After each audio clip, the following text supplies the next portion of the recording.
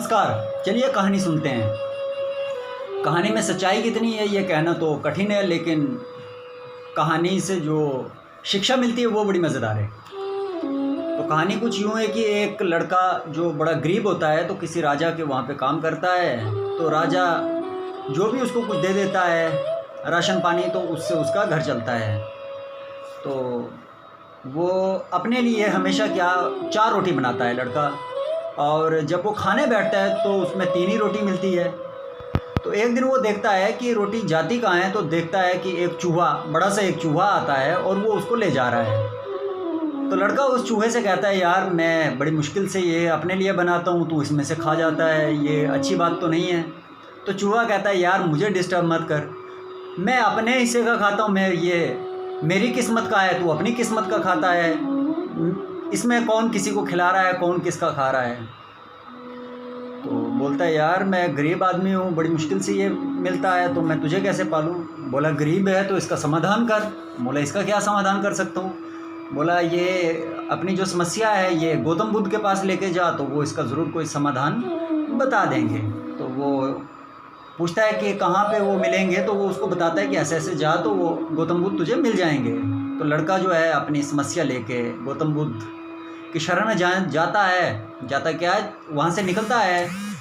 तो रास्ते में क्या होता है कि एक बूढ़ा उसे मिलता है, कुटिया होती है और बूढ़ा और एक उसकी लड़की वहाँ पे होती है। तो बूढ़ा उससे कहता है कि भाई कहाँ जा रहे हो आप। तो वो बताता है कि मैं गौतम बुद्ध के पास अपनी समस्या लेके जा रहा हूँ, उसका समाधान के लिए।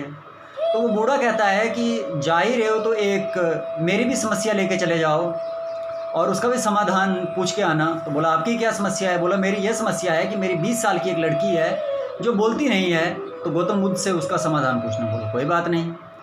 तो कुछ आगे बढ़ता है तो देखता है कि एक पहाड़ है, ऊंचा पहाड़ है और उसको अब पार करना है। तो थोड़ा सा चिंतित होता है।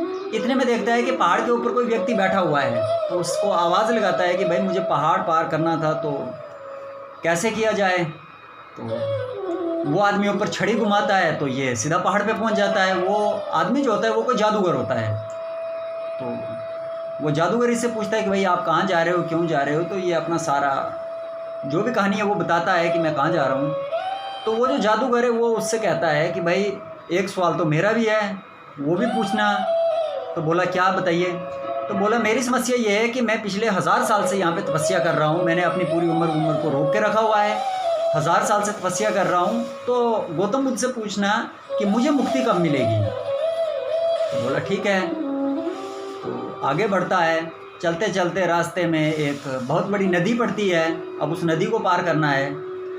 तो इतने में देखते हैं कि वहाँ पे एक बहुत पुराना कछुआ, 400-500 साल पुराना कछुआ, 400-500 साल जिसकी आयु रही होगी, वो आता और पूछता है, भाई आप कहाँ जा रहे हो। तो कहता है कि मैं गौतम बुद्ध के पास जा रहा हूँ, लेकिन समस्या ये है कि मैं नदी पार कैसे करूँ। तो कछुआ कहता है, कोई बात नहीं, आप मेरी पीठ पे बैठ जाओ, चलो। तो ये व्यक्ति जो होता है, यानी ये लड़का जो होता है, ये कछुए की पीठ पे बैठ के नदी पार करता है। तो नदी पार करते हुए कछुआ इससे कहता है कि भाई मेरी भी एक समस्या है, मेरा भी एक प्रश्न है, इसको भी लेते जाओ।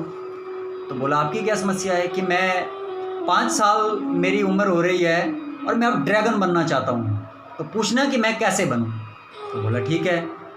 और ये लड़का जो है ये आगे बढ़ जाता है। चलते चलते ये गौतम बुद्ध की शरण में पहुंच ही जाता है। तो वहाँ पे क्या होता है कि गौतम बुद्ध जब आते हैं तो वो कहते हैं कि भाई एक व्यक्ति 3 प्रश्न पूछ सकता है, 3 से ज़्यादा नहीं पूछ सकता, तो जिसका जो प्रश्न है वो 3 प्रश्न पूछिए। तो अब ये सोचता है कि पूछने तो 3 हैं, प्रश्न इसके पास 4 हैं।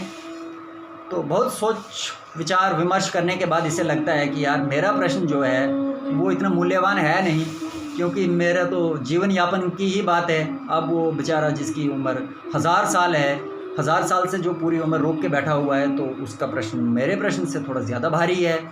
वो लड़की जो बोल नहीं सकती, इसका प्रश्न भी पूछना ज़रूरी है। और वो कछुआ जो 500 साल से रह रहा है, उसका प्रश्न और ज़रूरी है। तो वो तीनों प्रश्न गौतम बुद्ध से पूछता है। तो गौतम बुद्ध उसको उत्तर देते हैं कि भाई कछुए से कहना कि जो उसकी वो कवच है उसको निकाल के फेंक दे तो वो ड्रैगन बन जाएगा। उसके बाद वो जो जादूगर है जिसको मोक्ष चाहिए, तो उसको कहना कि जो उसके पास वो छड़ी है उसको फेंक दे तो उसको मोक्ष मिल जाएगा। और तीसरा जो वो व्यक्ति है जिसकी लड़की बोल नहीं पाती, तो उससे कहना कि लड़की की शादी करवा दे, लड़की का विवाह करवा दे, तो लड़की बोलना शुरू कर देगी। तो ये तीनों प्रश्नों के उत्तर लेके वापस आता है। तो पहले उस कछुए के पास आता है, कछुए से फिर नदी पार करवाता है और पूछता है कि भाई आपने पूछा? तो वो कहता है कि भाई बात ऐसी है कि आपका जो ये कवच है इसको फेंक दो तो आप ड्रैगन बन जाओगे। तो कछुआ कहता है कि ये तो बड़ा आसान सा काम है। वो फटाफट अपना वो जो कवच होता है उसको निकाल फेंकता है। तो जैसे वो उसको निकालता है उसमें देखता है कि हीरे हीरे भरे पड़े हैं। तो वो कछुआ इसको कहता है यार मैं इन हीरों को क्या करूँगा, ये ले जा तुम। तो ये लड़का जो होता है वो हीरे इकट्ठे करके आ जाता है। रास्ते में जब वो जादूगर के पास पहुंचता है तो जादूगर पूछता है कि भाई हाँ आपने पूछा उसका समाधान? तो उन्होंने कहा हाँ, गौतम बुद्ध कह रहे हैं कि अगर आप ये छड़ी फेंक दोगे तो आपको मोक्ष मिल जाएगा। कहता है यार ये कौन सी बड़ी बात है, तो फेंकनी है तो ही ले जा।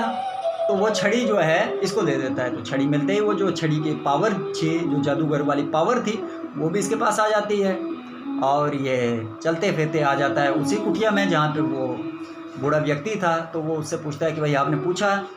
तो वो लड़का कहता है हाँ मैंने पूछा और उन्होंने कहा है कि लड़की की शादी करवा दो, लड़की का विवाह करवा दोगे तो लड़की बोलना शुरू कर देगी। तो कहता है यार तेरे से अच्छा लड़का कौन मिलेगा इसे।